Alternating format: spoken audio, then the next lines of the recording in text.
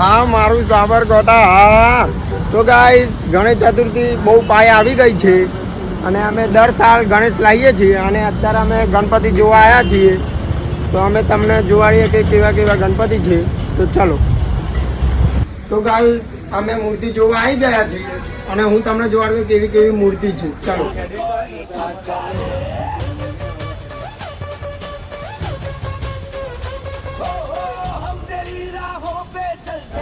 एक black colour की Scorpio ले जाओ भाई.